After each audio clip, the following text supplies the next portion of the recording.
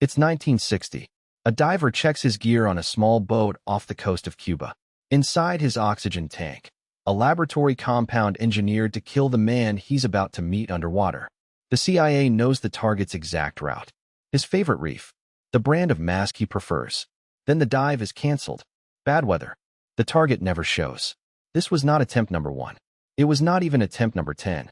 Before it was over, the United States government would try to eliminate one man using contaminated diving suits, concealed mechanisms in everyday objects, femme fatale, and partnerships with the most dangerous mob bosses in America.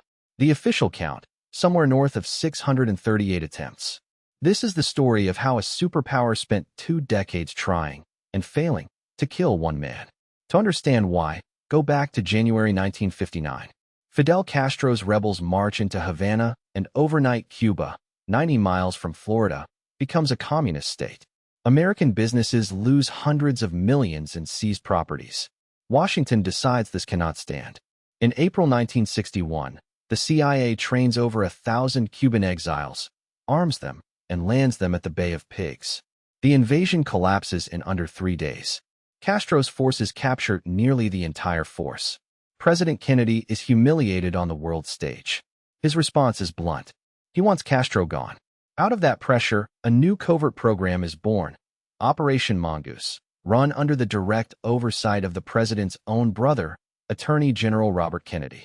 Its mandate: destabilize Cuba by any means necessary. What follows is one of the strangest campaigns in American intelligence history. The early plans read like dark comedy. Agents proposed dusting Castro's diving suit with a compound to incapacitate him, lacing his dark-rolled cylinders with a substance so lethal a single use would be fatal, spraying his broadcast studio with a compound designed to alter his appearance. The theory: without his iconic look, Castro would lose credibility with the Cuban people. CIA technicians test the compounds. They confirm they work. But getting them to the target is another problem entirely. By 1961, the agency realizes it needs someone already operating inside Havana's underworld. Someone with contacts, infrastructure, and a reason to want Castro gone. They find that someone in organized crime. Before the revolution, American mob families ran Havana's casinos, hotels, and nightclubs.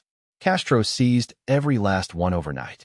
The mob lost a fortune, which made them, in the CIA's eyes, the perfect partner.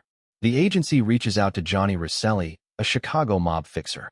Rosselli brings in Sam Giancana, head of the Chicago outfit, and Santo Trafficante, a Florida boss with deep contacts inside Cuba. Picture that meeting.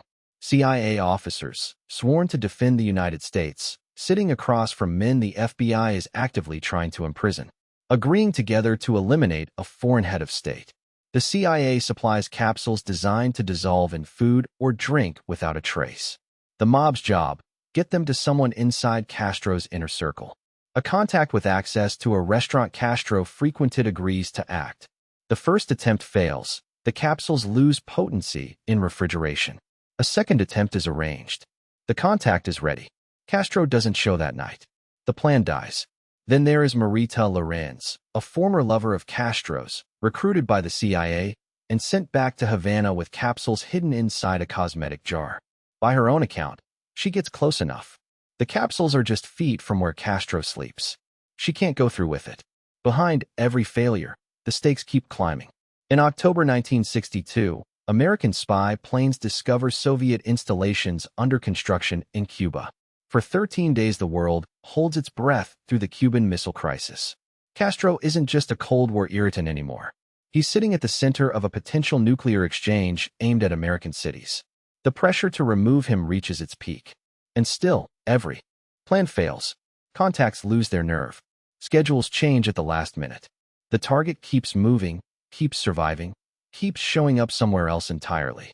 By the mid-1970s, the secrecy cracks. A Senate committee chaired by Senator Frank Church investigates U.S. intelligence abuses across multiple administrations. What they find stuns the country. A government agency had spent over a decade running covert elimination plots against a foreign leader. In direct cooperation with organized crime figures the FBI was simultaneously trying to convict. 2 of those figures never testify. Sam Giancana is found dead in his kitchen days before his scheduled appearance. Johnny Rosselli is found inside a floating drum off the Florida coast a year later. The Church Committee documents at least 8 distinct CIA-backed plots between 1960 and 1965 alone. Cuban officials tracking the full picture claimed the number exceeded 600. In the years that follow, the president signs an executive order formally prohibiting operations of this kind. That order remains in effect today. As for Castro, he outlives the program built to destroy him. He outlives Kennedy, who created it. He outlives the Cold War itself. He holds power until 2008. He dies of natural causes in 2016 at the age of 90. Go back to that diver on the boat. Gear checked. Mission ready. Target never coming. Multiply that moment by 638.